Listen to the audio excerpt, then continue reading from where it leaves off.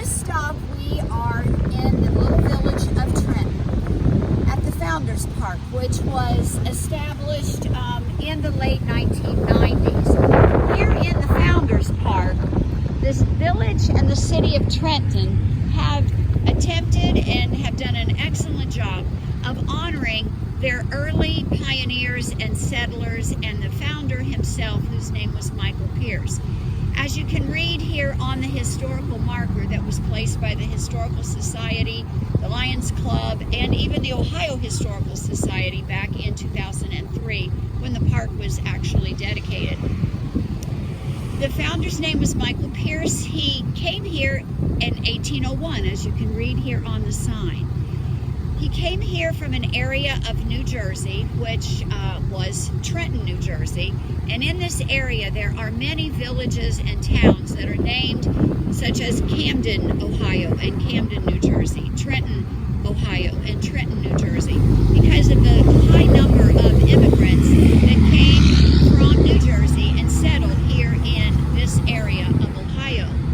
When Michael Pierce came here, he also brought other family members with him. Some of the men came originally, bought land, were granted land, and set up their village before their wives and children actually came to be part of the town as well. When Michael first came here and established this village, and it was actually incorporated, as you can see, platted in 1816, which means they laid it out as a town.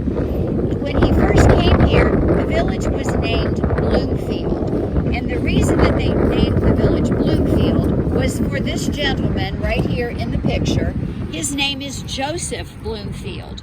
He was the 4th governor of the state of New Jersey from 1801 to 1812.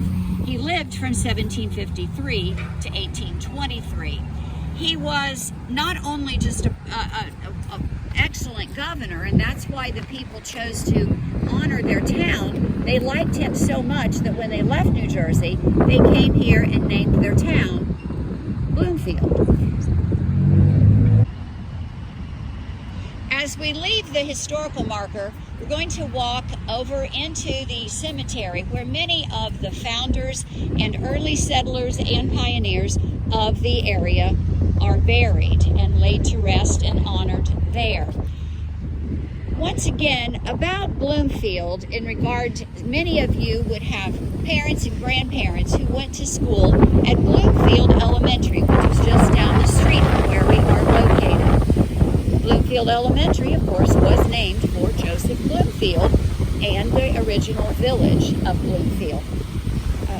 Mr. Bloomfield was not only a politician, but he was a soldier and a major in the Revolutionary War and fought in and led troops in many of the important battles that we fought in to gain our independence from the British Crown, the British government, and the king, who was very oppressive. As we come from the street level into the cemetery, as you look around, you can see the age of these cemetery stones. They are, in many cases, 200 and more years old. The cemetery was founded and actually became in use in 1804. Michael Pierce, who is buried right here, lived until 1838. He was born in 1749 and lived until 1838, so he was nearly 90 years old at the time of his death, which was quite old. And at that time, to live 40, 45, or even 50 years was life expectancy. So to live to the age of 90 was quite unexpected. So Michael Pierce is buried right here, and he owned much of the early land here in Trenton. He gave this land to the village, and it was originally used as a cemetery. His wife is buried right here next to him.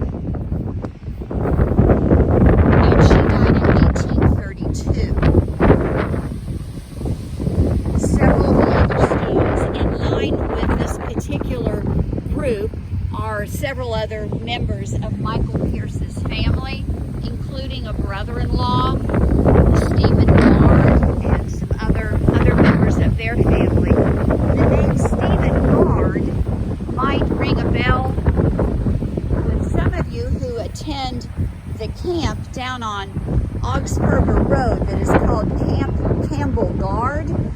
Gard is Stephen Gard, and he was obviously one of our early pioneers.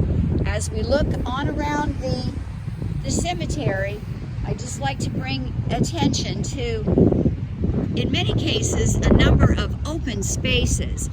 Some of those open spaces represent stones that are no longer in existence. They have crumbled and become destroyed. In some cases, people maybe if they didn't have enough money, they didn't even have a stone. Their family buried them and they just put a little rock at the head of their grave. So there wouldn't even be a stone to tell us who that person was. That's one of the reasons, both the deterioration and just the lack of stones for some of the open spaces. As you look down here onto the ground, you can see a stone that is in some cases, eventually will be completely covered by the grass. It will be hard to be found because it's just getting lost in the grass and into the ground.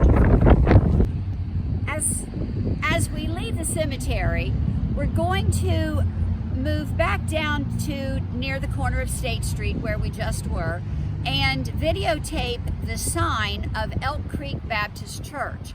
It's the oldest church in Butler County, and part of the foundation is still standing.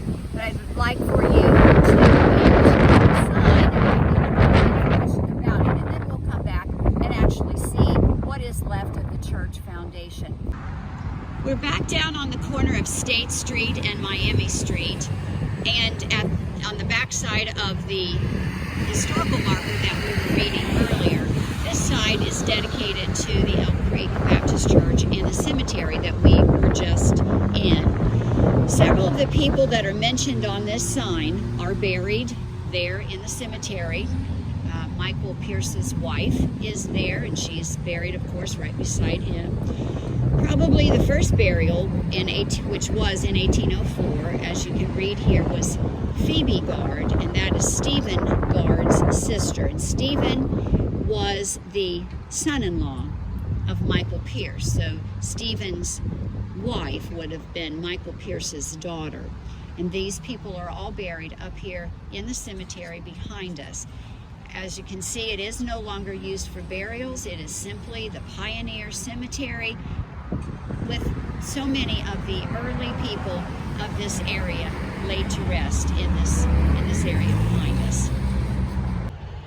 We are now on the site of the Elk Creek Baptist Church, which was built in 1802. The early pioneers were devout Christian people, and they did not stay in an area very long before they had a church to attend. This area was first settled in 1801, and by 1802 have a fairly large building built as a church.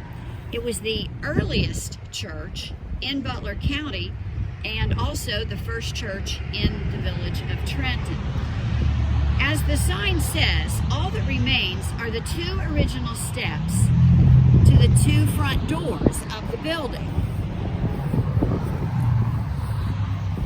The reason for there being two front doors goes back to the beliefs of many of the early Christian people, particularly in the United States. They worshiped in churches that were divided into sides for a reason. The men came in one door and sat on one side, and the women came in on another door and sat on that side. Later on in the trip, there will be a spot where you will see a whole church in which we will go in and go right through the doors of this beautiful old church down in Hickory Flat Cemetery that is built the same way. The building, as you can see, and the name of the church was Elk Creek Baptist. Elk Creek Road is what we currently know as Miami Street, down here on the corner by the donut shop. If you continue on north out of town, Miami Street becomes Elk Creek Road in the Madison Township area. The early people named things for what they saw. And as we've talked earlier, it was not uncommon for there to be elk. We don't see elk in this area anymore, but in the days of the early settlers, elk were here. And so it was not uncommon for them to see them, and they named the road and they named the creek Elk Creek. So the road that was established along Elk Creek became Elk Creek Road, and the church was called Elk Creek Baptist because it was so close to Elk Creek Road. We have a few pictures of the early Trenton, but these would only go back about 100 years, considering that the village is well over 200, about nearly 220 years old. The fact that we have pictures that are 100 years old, they are much newer, but still very interesting. This is a picture of one of the earliest cars, a Buick, over on as you leave the town and head toward Middletown, going over the Miami River. Just a car over on the bridge, and that picture was taken in 1908.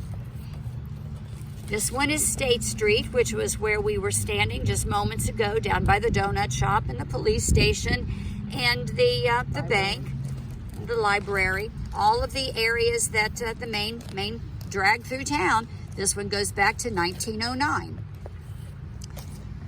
Also another picture of just some people walking on one of the streets here in town, 1909. Many of you have parents and grandparents who went to the, in those days would have been called Edgewood Middle School.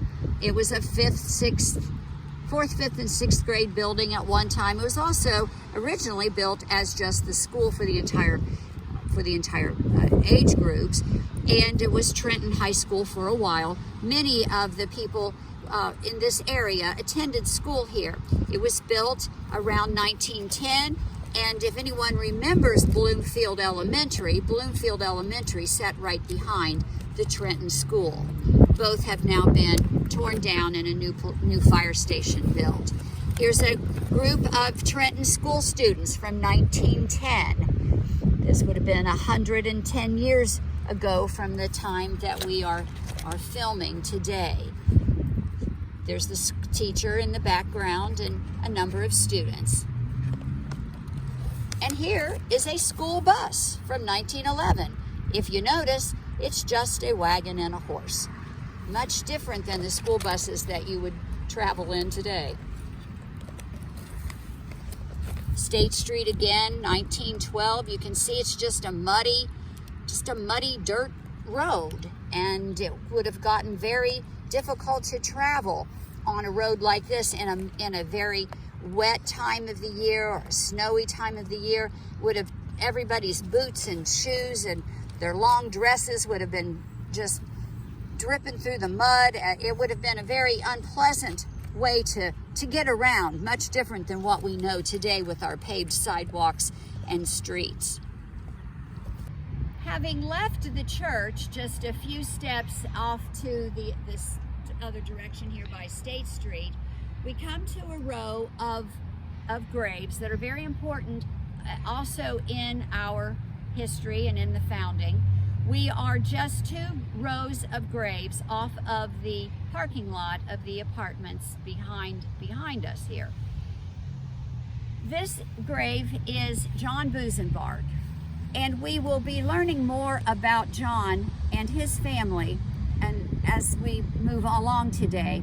But John was a Revolutionary War patriot and played a very important role in the war for a group of soldiers, not in maybe the overall war effort, but for a group of soldiers, he played a very important role. And he then came to this area, and there was a village that was established in his name for him and his family. Over here to my left is his son Robert, and Robert we will also mention on our next stop, on one of the other stops as well, when we get to the village, what used to be the village of Busenbark. But all of the Busenbarks were a courageous group of people to leave their homes, just like all of the pioneers who left the comfort of their homes and came out here to a very rugged, unsettled, dangerous land. And as we learn more about the Busenbarks, I think you'll understand what I mean.